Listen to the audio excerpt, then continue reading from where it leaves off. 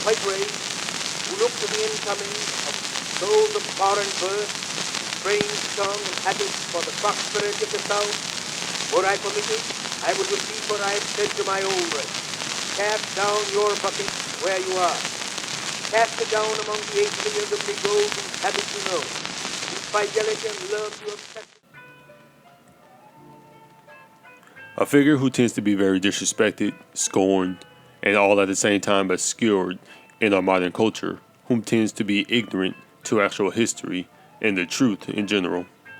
The purpose of this presentation is not to deify him like our culture tends to do, such as with Martin Luther King, the god of dreams, or Muhammed Ali, the god of sports, poetry, and the revolution. In plenty of chapters in the Bible, but specifically in Leviticus, the 26th chapter, the first verse, we are commanded by the Most High to not make idols for ourselves. My purpose is to teach about a man in our history that taught good morals and values during the time of Jim Crow laws and how he helped to uplift an unfortunate race. Booker T. Washington was a man who was born in bondage and became an esteemed educator. It is very important for everyone to know and understand this man's history, especially due to the indoctrination of the school systems not teaching about this man because he is completely against the agenda of Marxism and agitation. I believe that if more people, especially in the so-called black community, knew about and took heed to the teachings of Booker T. Washington, then perhaps an actual change can happen. In the time during the life of Booker T. Washington, the black community was one of the most Christian communities as well as a strong community in America before the agents of chaos infiltrated and eventually conquered the black culture. In conclusion, I hope that this presentation will instill some hope and truth into the so-called black community of America as well as all communities. For it is very important to learn about this man instead of the same names we hear in schools and on TV, i.e. Martin Luther King Jr., Frederick Douglass, Harriet Tubman, etc., etc.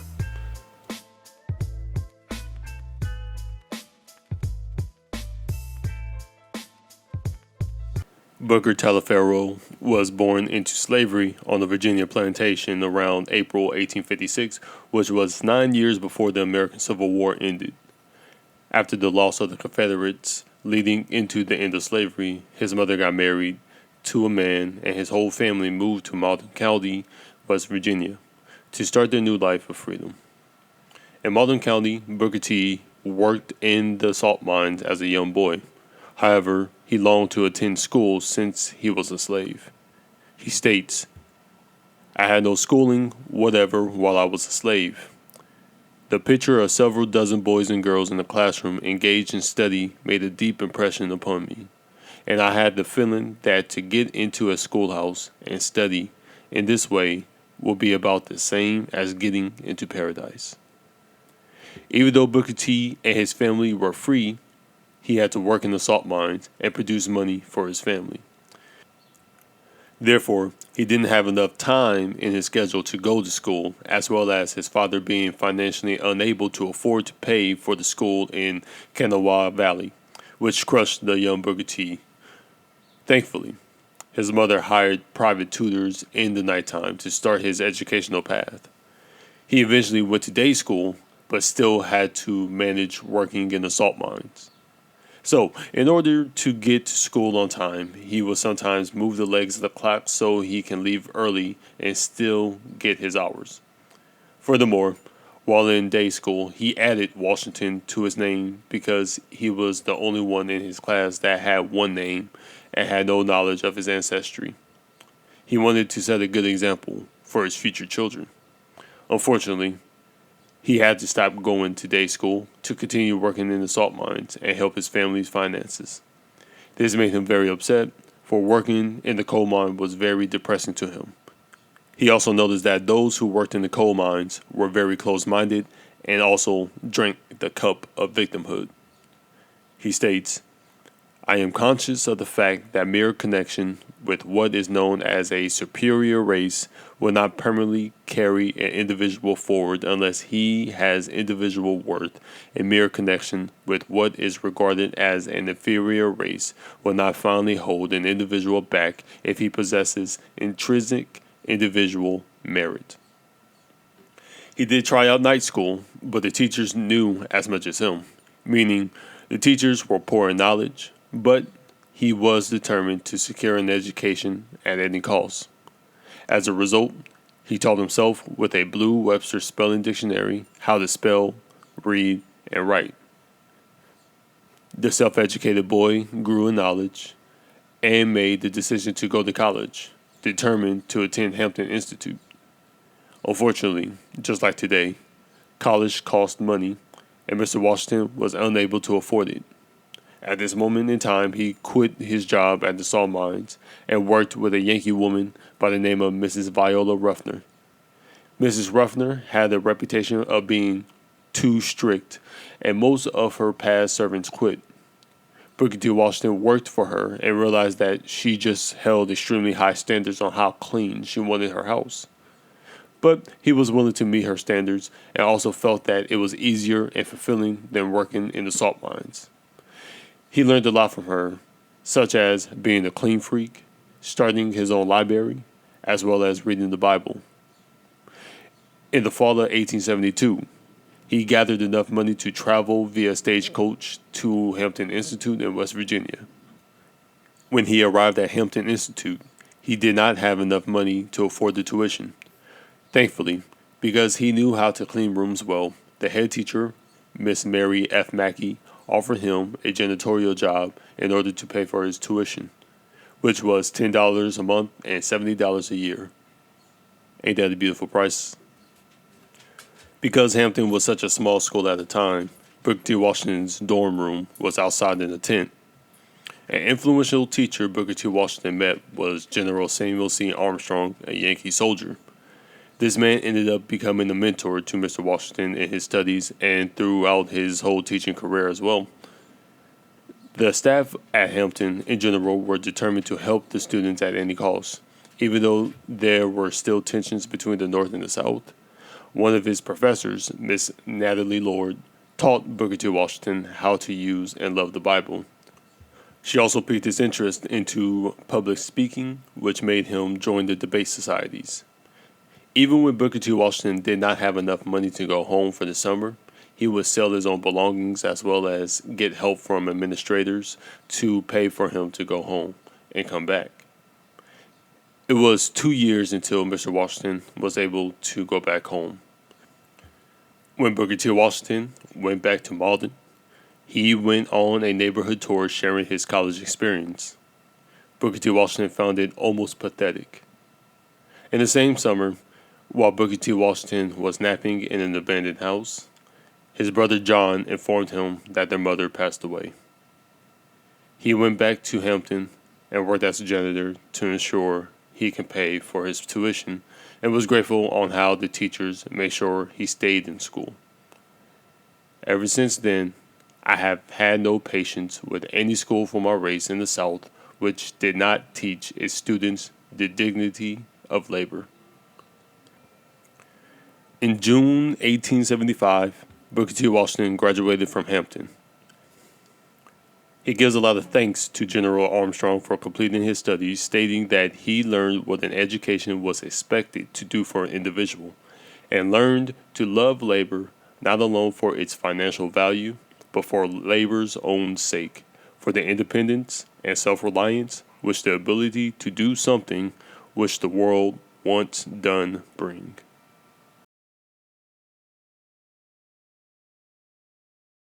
Now I want to backtrack on Booker T. Washington's marriage situation.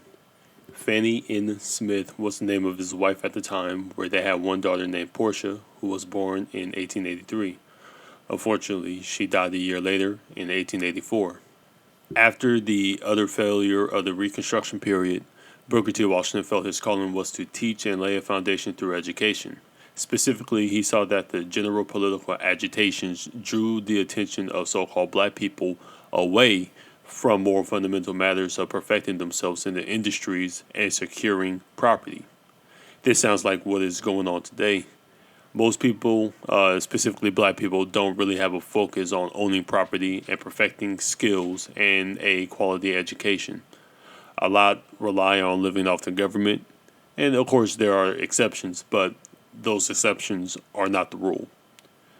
When Booker T. Washington returned to Malden County after graduation, he taught children and adults from 8 a.m. until 10 p.m. He taught the students from the textbooks, but he will also teach the students how to comb their hair, brush their teeth, in other words, how to be cultured. He also started a debate society and made a small reading room. After teaching a little while in Malden County, General Armstrong offered him a job to teach at Hampton. As Hampton was growing in size, Booker T. Washington was asked to go on a recruiting mission into the Indian territories.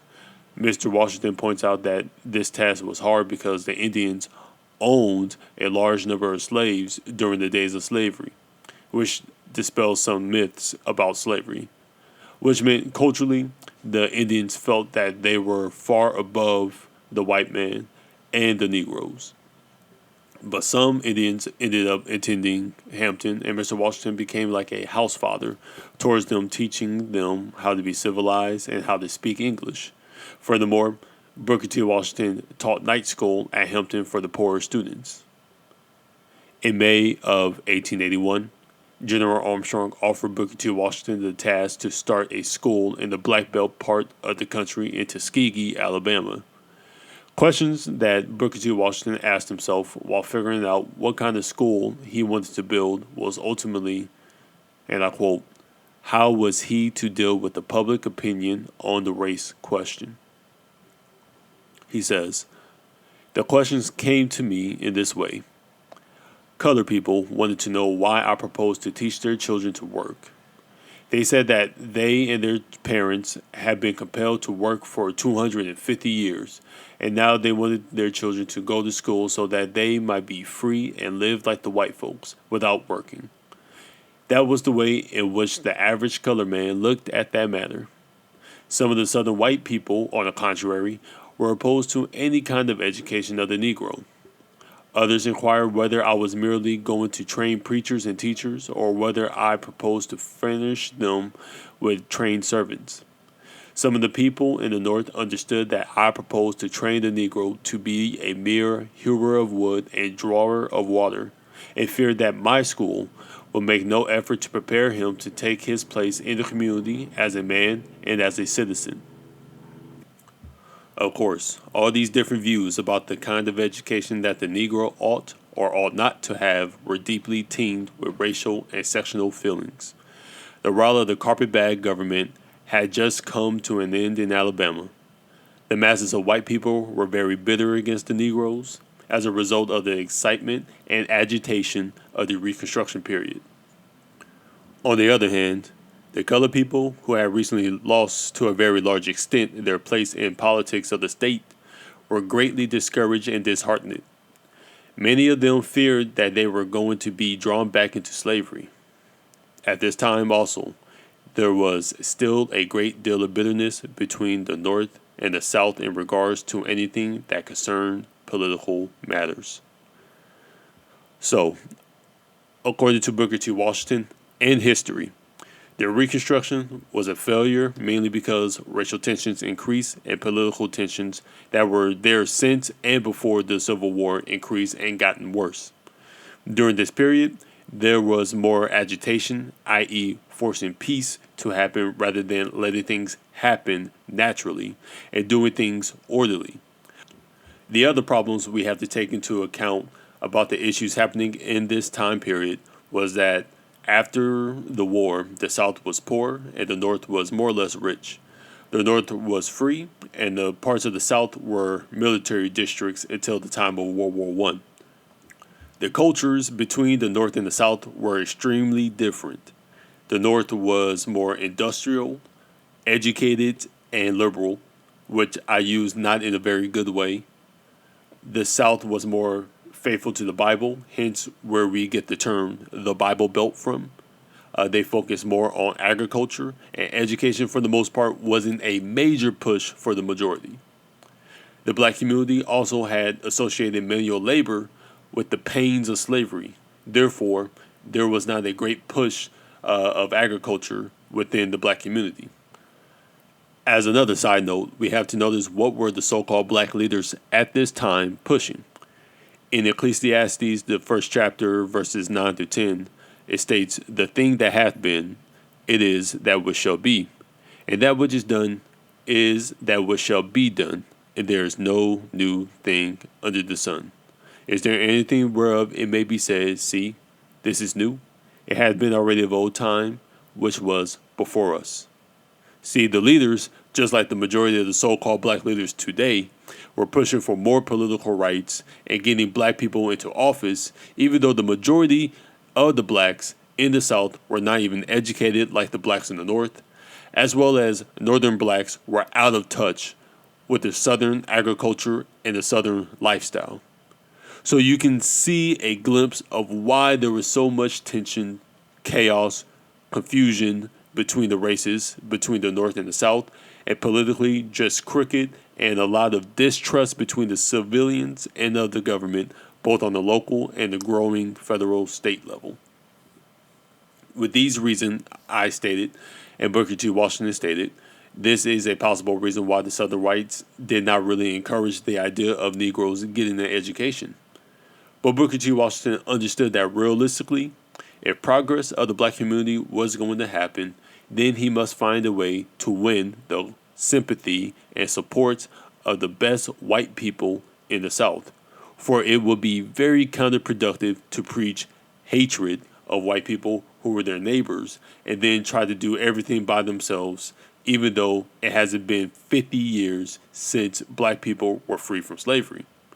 Booker T. Washington wasn't just focused on getting the black community a proper education, though it was his main focus, of course, but he wanted them to blend into a society and be productive members because he noticed what happened to the Indians who chose to keep fighting and going to war with the so-called white man, and he also saw how prosperous the white community were, and he wanted the same for his own community.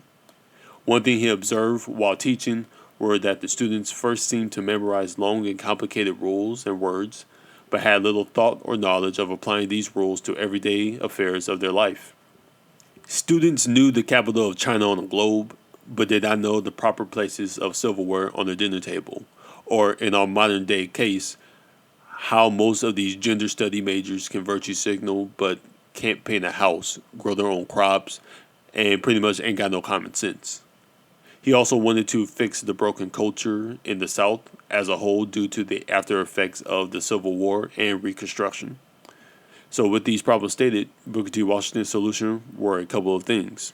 He stated, "I should at all times be perfectly frank and honest in dealing with each of the three classes of people that I have mentioned.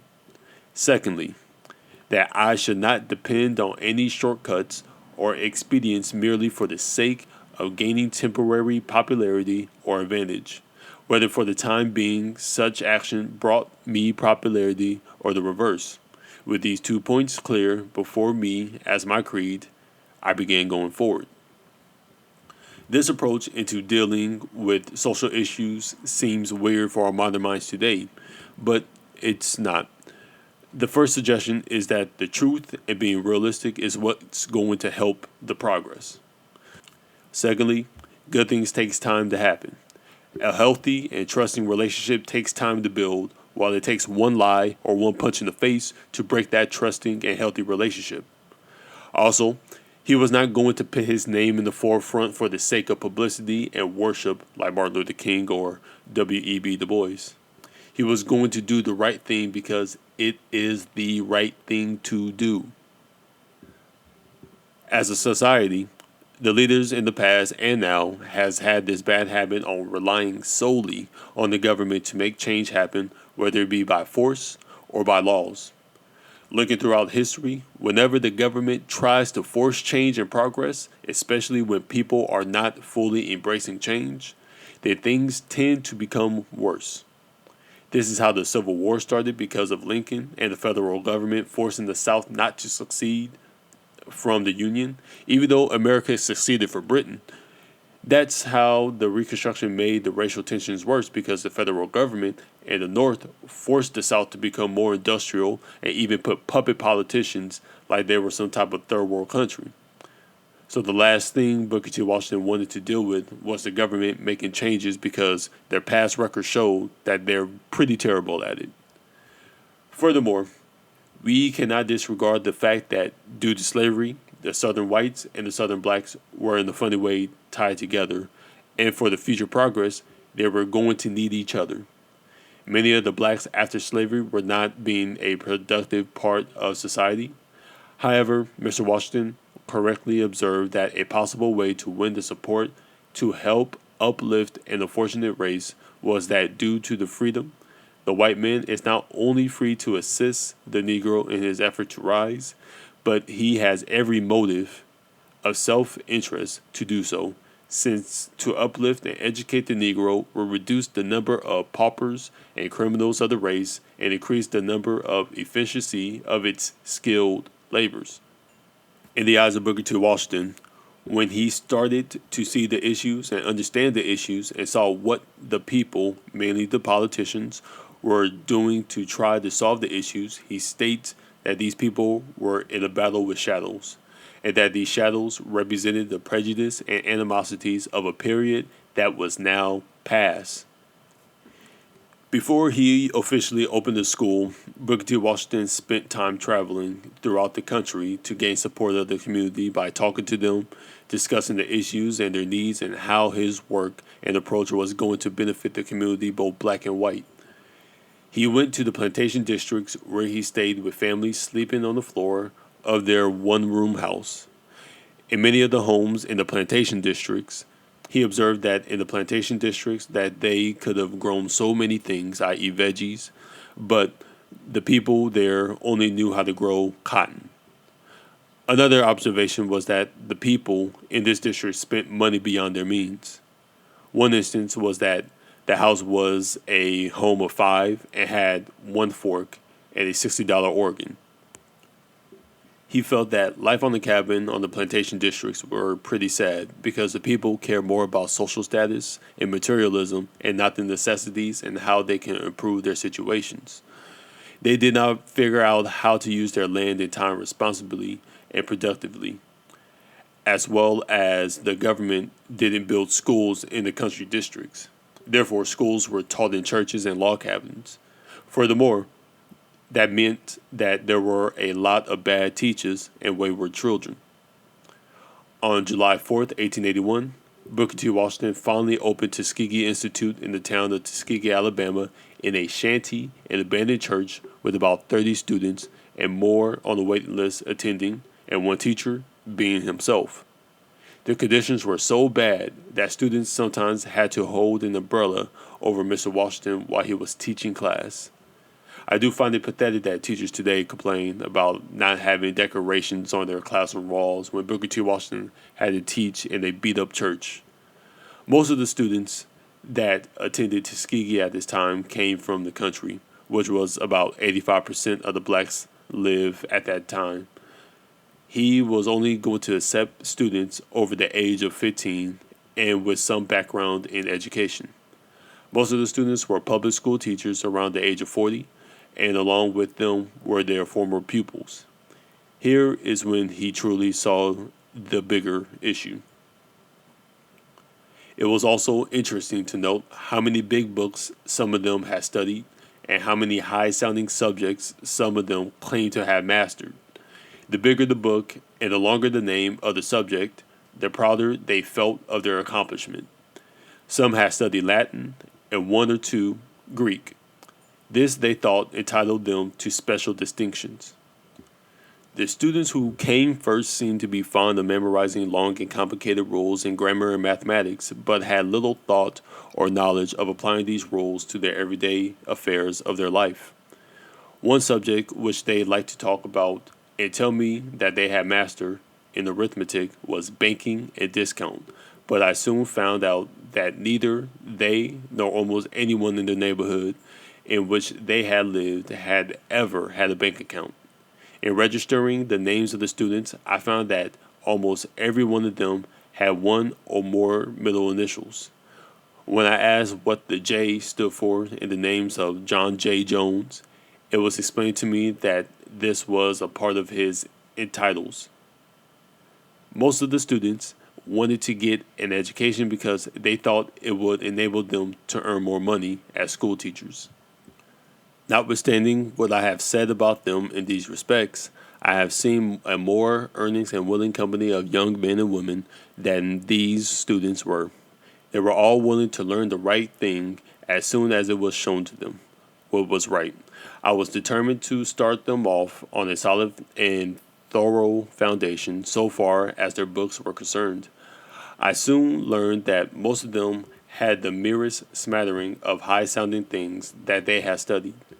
While they could locate the desert of Sahara or the capital of China on an artificial globe, I found out that the girls could not locate the proper places for the knives and forks on an actual dinner table, or the places on the bread and meat should be set. The success of the school was only going to be based on the leadership. Now, though the school started off in a shanty, it did progressively grow bigger, obviously, over time.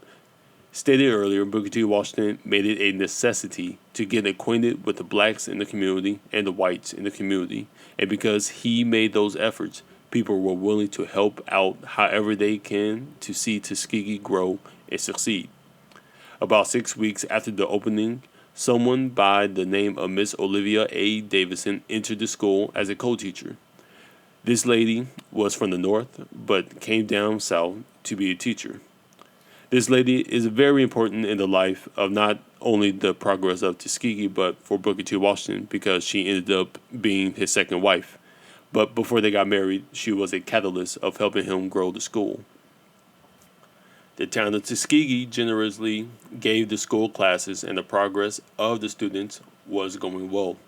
But the more he learned about the students, the more he realized that the curriculum that he needs to push for was something that I previewed earlier.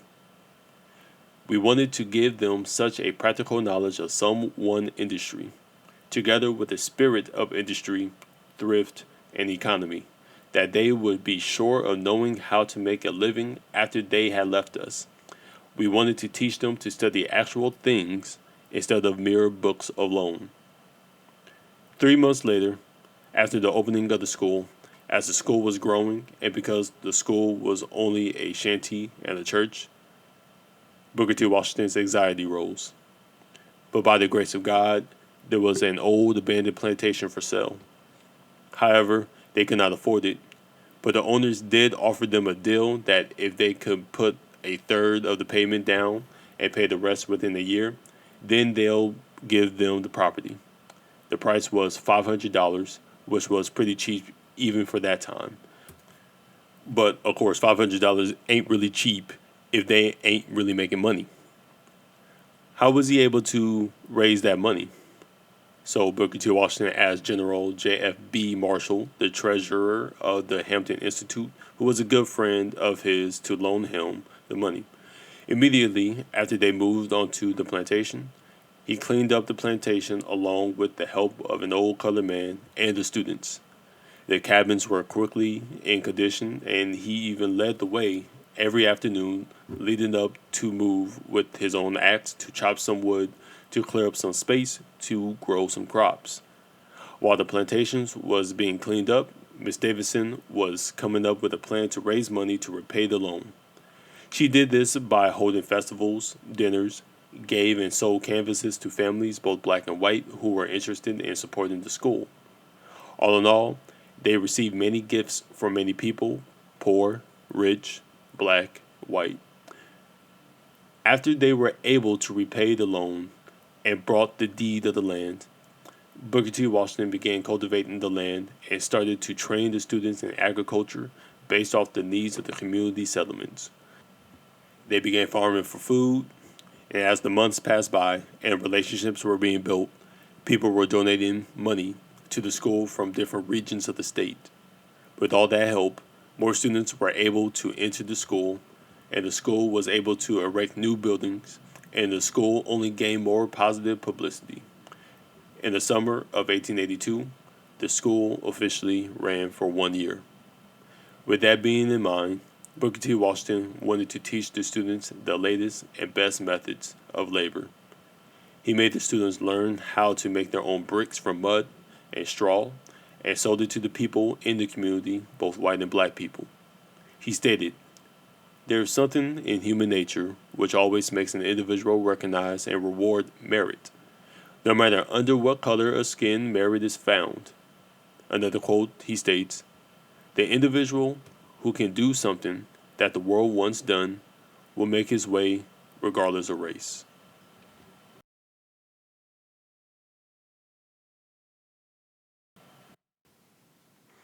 How did Booker T. Washington gain so much popularity and respect during that time and after? And how was he able to meet the president and significant figures of the time to donate money in order to help him build Tuskegee and the improvement of the black community? It started back with his mentor from Hampton Institute, General Samuel Armstrong, who made Booker T. Washington travel along with him and network throughout the North. The reason he did this was to secure more funds to help the school grow. Also, the people from the North, General Armstrong knew, were readily and willing to give money for the purpose of helping the whole cause of the Negro civilization. I quote, "Mr. Washington did have an extremely hard time asking for money, for he did connect that with begging. However, he learned how to get over it himself.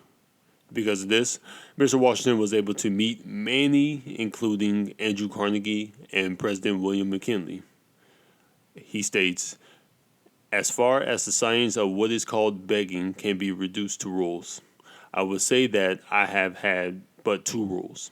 First, always to do my whole duty regarding making our work known to individuals and organizations. And second, not to worry about the results. This second rule has been the hardest for me to live up to. When bills are on the eve of falling due, with not a dollar in hand with which to meet them, it is pretty difficult to learn not to worry. Although I think I am learning more and more each year that all worry simply consumes, and to no purpose, just so much physical and mental strength that might otherwise be given to effective work. After considerable experience and coming into the greatest results are those who keep under the body, are those who never grow excited or lose self-control, but are always calm, self-possessed, patient, and polite. I think that President William McKinley is the best example of a man of this class that I have ever seen. This experience also taught him to have no patience with those people who are always condemning the rich because they're rich and because they do not give more to objects of charity. The reason being is because he looked at people individually, as well as it being very counterproductive to hate people because of their wealth status. He understood that a lot of the people who gave him money also gave to charity very quietly without the public eye, which is the right thing to do. Actually, the right way to do things. They gave money to those they deem have a worthy cause, and thankfully, Booker T. Washington's work at Tuskegee was deemed as a worthy cause to those. But this also put an immense amount of pressure for Mr. Washington from the start of Tuskegee to the day he died. He lets us know why he began to have serious anxiety. I can hardly imagine any occurrence which could have given me more genuine satisfaction than the receipt of this draft. It was by far the largest single donation which up to that time the school had ever received. It came at a time when an unusually long period had passed since we had received any money. We were in great distress because of the lack of funds, and the nervous strain was tremendous. It is difficult for me to think of any situation that is more trying on the nerves than that of conducting a large institution with heavy obligations to meet without knowing where the money is to come from to meet these obligations from month to month. In our case, I felt a double responsibility, and this made the anxiety all the more intense. If the institution had been offered by white persons and had failed, it would have injured the cause of the Negro education. But I knew that the failure of our institution offered by Negroes would not only mean the loss of a school, but will cause people in a large degree to lose faith in the ability of the entire race. The receipt of this draft for $10,000 under all these circumstances partially lifted a burden that had been pressing down upon me for days. From the beginning of our work to the present, I have always had the feeling, and lose no opportunity to impress our teachers with the same idea, that the school will always be supported in proportion as the inside of the institution is kept clean and pure and wholesome. See, in his eyes, his whole mission was not for popularity or for fame and fortune, but the reason why he started Tuskegee was for the black race. Now, he was able to meet and gain donations from many prominent figures, such as Collis P. Huntington, who was one of the big four American railroad businessmen, Andrew Carnegie, who helped build the library and helped erected other buildings at Tuskegee, J.L.M. Curry of Washington, who was an agent of the Peabody Fund, as well as an ex-Confederate soldier. And Mr. Washington states that he did not believe there was any man in the country who was more deeply interested in the highest welfare of the Negro than Dr. Curry, or one who is more free from race and prejudice.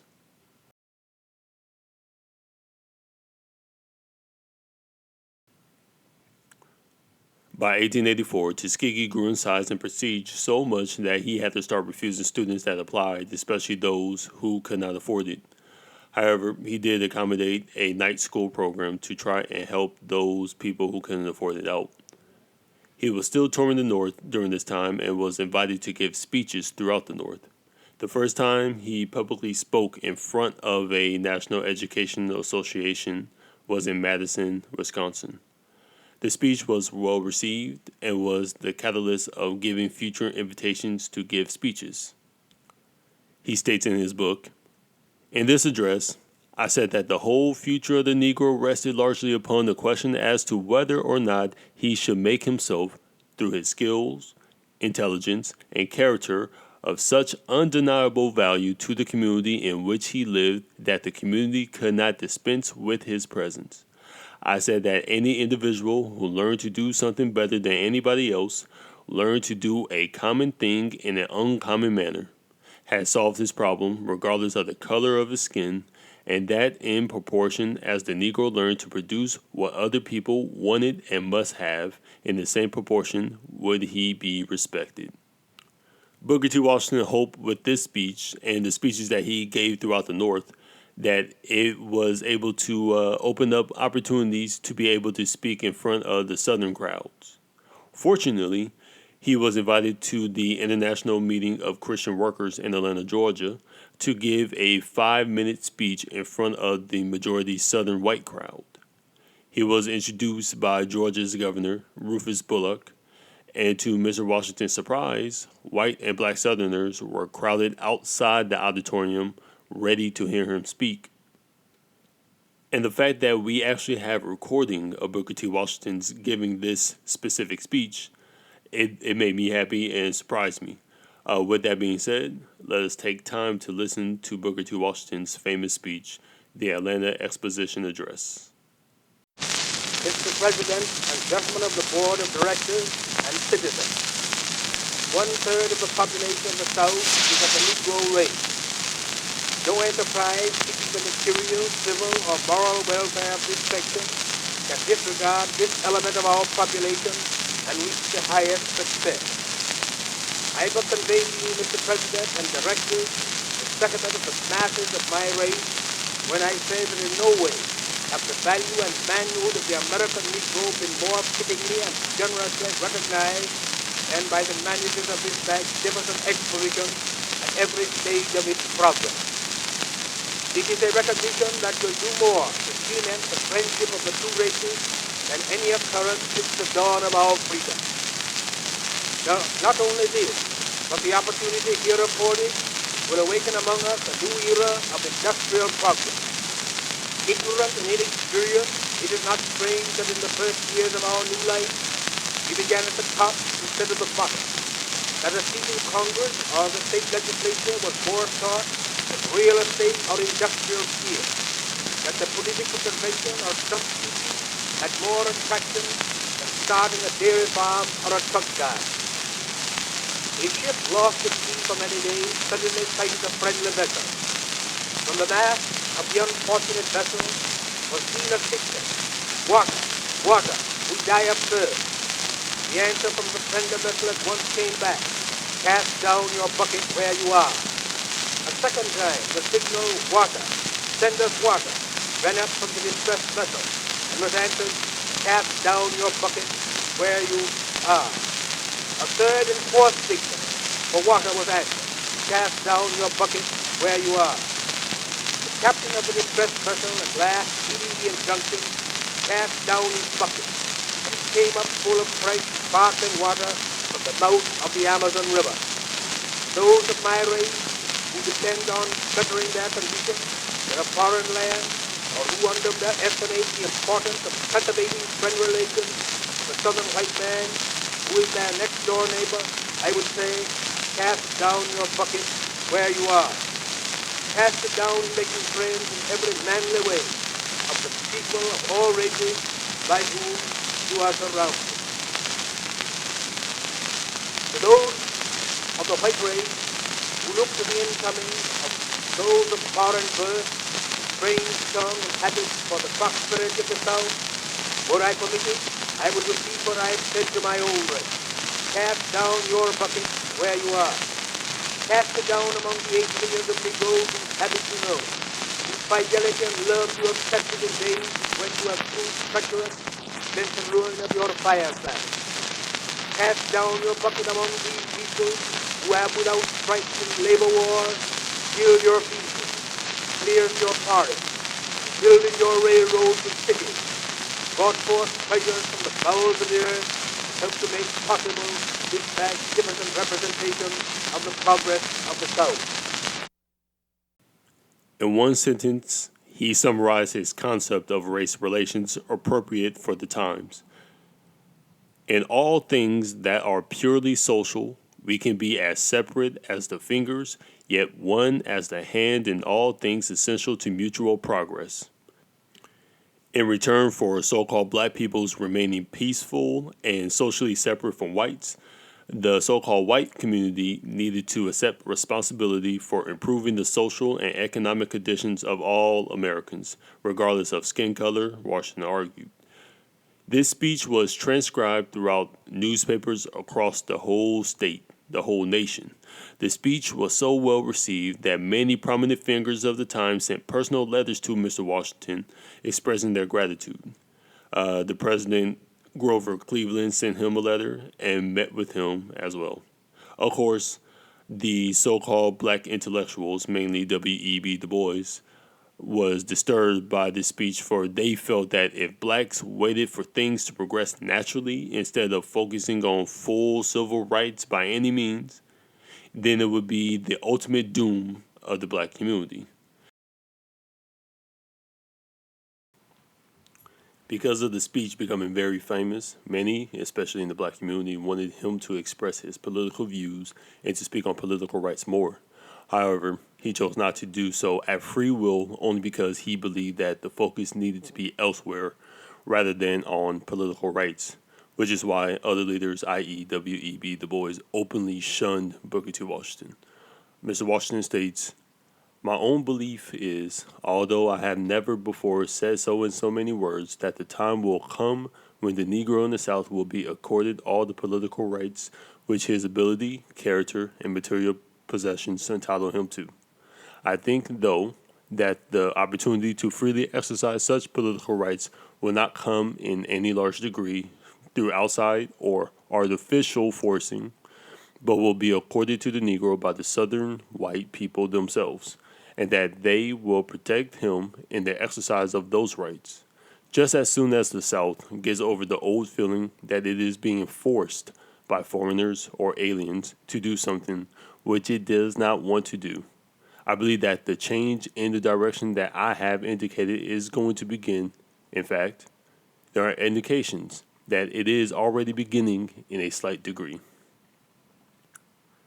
This point of view to many modern people will most likely be angered by his comment, but because many have drunken the wine of revisionist history, many do not even know the actual history of the American Civil War. And I will save that for a different presentation, for that part of history is extremely interesting and lied about to the utmost degree. But in short, the North wanted to tax the living hell out of the South. The South did what the Founding Fathers did and rebelled against the federal government like in the American Revolution, except the Confederates didn't use violence, but instead secession. The North invaded the Confederates and violated countless of constitutional laws and war crimes. And after the South lost, the North forced them to change, which caused even more tensions between the states and the races. See, Mr. Washington understood once the South lets the past be in the past and naturally heal, and I stress out naturally, then the rights for the blacks would become naturally there. And even during the time of Booker T. Washington, he started to see progress for many blacks. His focus was to focus on building businesses, building families, buying property, and not to worry too much about the games of politics. Black people during this time had to prove to the Southern whites whether that sounds pleasing to their ear or not, but more importantly, they needed to prove to themselves to be useful and productive members of society. He says, I believe it is the duty of the Negro, as the greater part of the race is already doing, to deport himself modestly in regard to political claims. Depending upon the slow but sure influence that proceeds from the possessions of property, intelligence, and high character for the full recognition of his political rights. I think that the according of the full exercise of political rights is going to be a matter of natural, slow growth, not an overnight, gourd vine affair. I do not believe that the Negro should cease voting, for a man cannot learn the exercise of self-government by ceasing to vote, any more than a boy can learn to swim by keeping out of the water. But I do believe that in his voting, he should more and more be influenced by those of intelligence and characters who are his next door neighbors. So he's not necessarily saying do not vote or don't be fully involved. All he is saying is be patient, educate yourselves, love your neighbors like you love yourselves.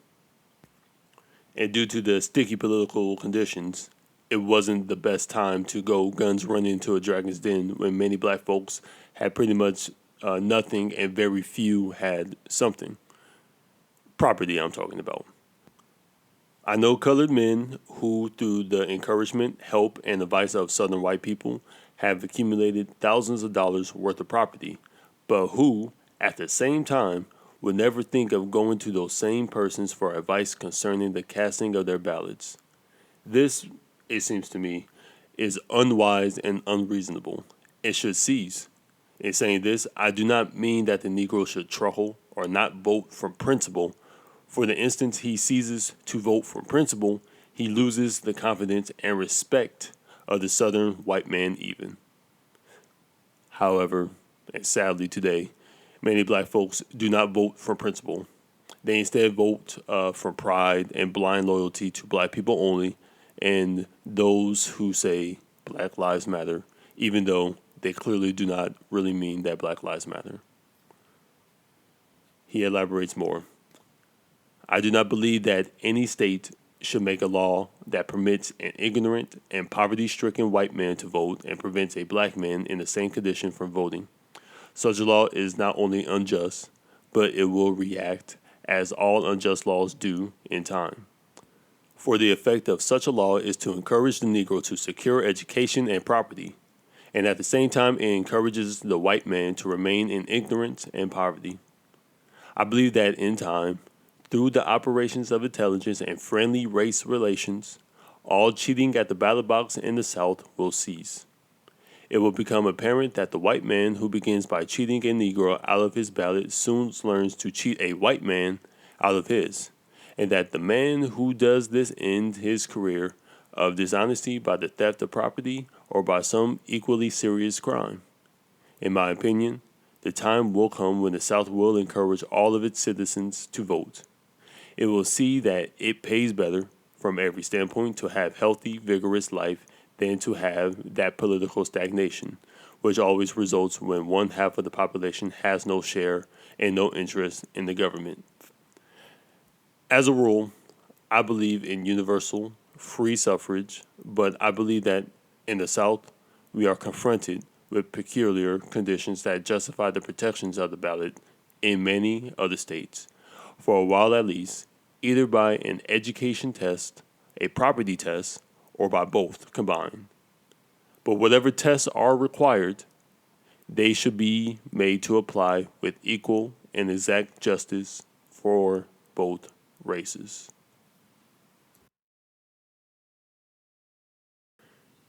Because the stress of running a school, the pressure of being a quote unquote leader for the black community as well as for Americans, it caused them to have a lot of anxiety.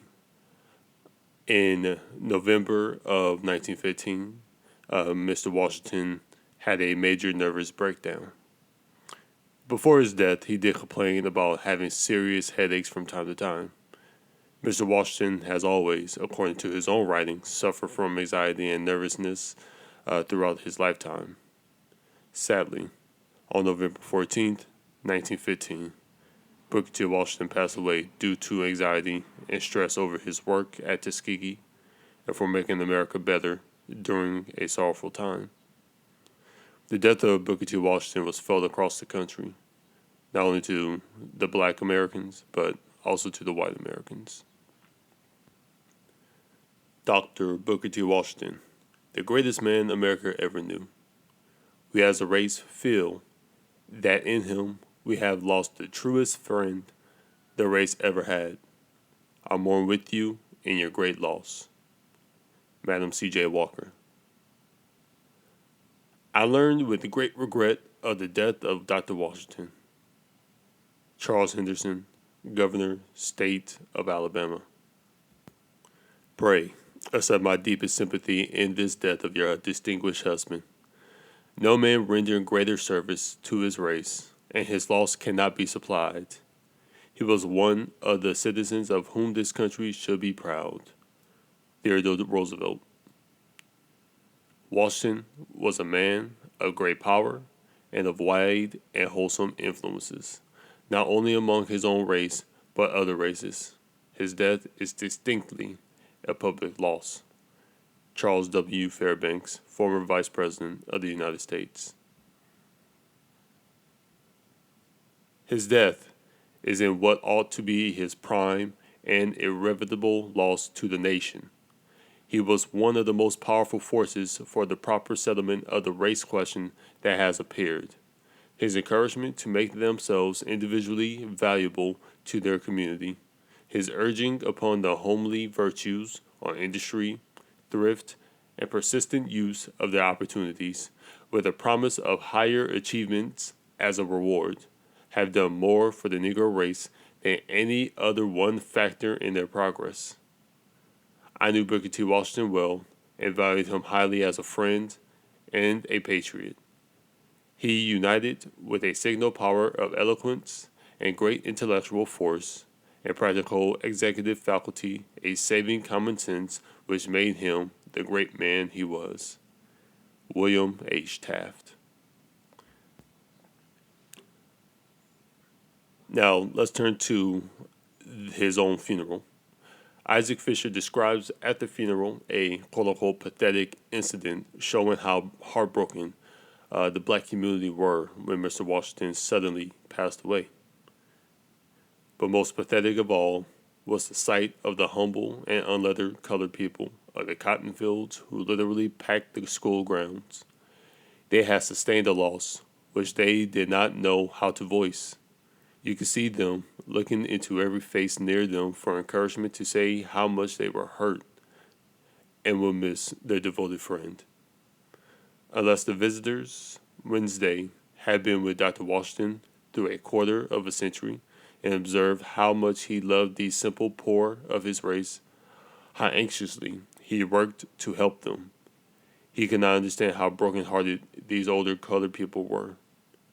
In the past, when they have come to Tuskegee, Dr. Washington has treated them as if they were princes. They were thinking of this with a gaze for the last time upon his silent form. One old couple, themselves near the sunset of life, walked a long, long distance to be here.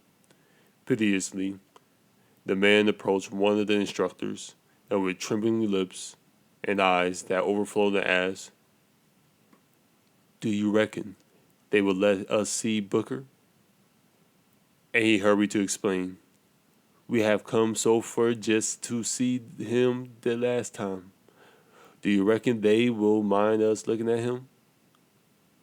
They were especially escorted to the casket and given their heart's desires, for Dr. Washington's love for them when he was here cannot be described. Most blacks felt comfortable with Washington's approach, however, and his influence among whites was such that he became an unofficial arbiter determining which black individuals and institutions were deemed worthy to benefit from government patronage and white philanthropic support.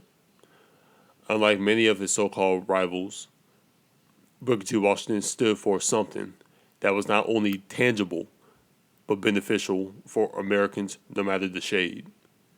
To reiterate, Mr. Washington believed that the best interests of black people in the post-Reconstruction era could be realized through education in the crafts and industrial skills and the cultivation of the virtues of patience, enterprise, and thrift. He urged his fellow blacks, most of them whom were impoverished and illiterate farm laborers, to temporarily abandon their efforts to win full civil rights and political power, and instead to cultivate their industrial and farming skills so as to attain economic security. Blacks will thus accept segregation and discrimination temporarily, but their eventual acquisition of wealth and culture will gradually win for them the respect and acceptance of the so-called white community. This will break down the divisions between the two races and lead to equal citizenship for blacks in the end. He impacted the black community of the time so much, persons such as the famous and known as the czar of black filmmaking, Oscar Micheaux, dedicated his first film, The Homesteader, in 1918 to Booker T. Washington, as well as had many pictures of him in his films on the set. While talking about his own personal style, Mr. Micheaux states, "My results might have been narrow at times, due perhaps to certain limited situations which I endeavored to portray, but in those limited situations, the truth was the predominant characteristics. It is only by presenting those portions of the race portrayed in my pictures in the light and background of their true state that we can rise our people to greater heights. I am too imbued with the spirit of Booker T. Washington to engraft false virtues upon ourselves, to make ourselves that which we are not." Even in 1955, Booker T. Washington was inducted into the Alabama Hall of Fame. This was 10 years before the so-called Birmingham riots, but he, as a so-called black man, was able to be honored in the so-called racist state of Alabama. Why is that?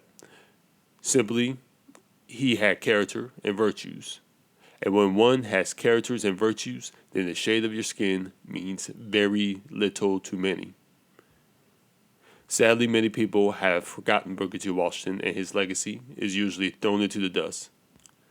Since Marxism has won over many parts of the American society, but specifically the black community, Booker T. Washington is someone who conflicts with that ideology. What if black people picked up Booker T. Washington and remember his teachings? Would the drug epidemic have been avoided? Would the black family have stayed together and not glorified single-parent motherhood? Who knows? Possibly, It may be all a part of God's plans for us to wait more for Christ to return and establish his kingdom. But while we are still on earth, I urge people, especially members of the so-called black community, to remember and to study Booker T. Washington. See, he doesn't teach a victimhood nor a pride-filled doctrine. He taught that God given every one of us a skill, and that we are to discover that skill and use it to make not only ourselves and our own community useful, but the world. I hope you enjoyed this presentation. Peace.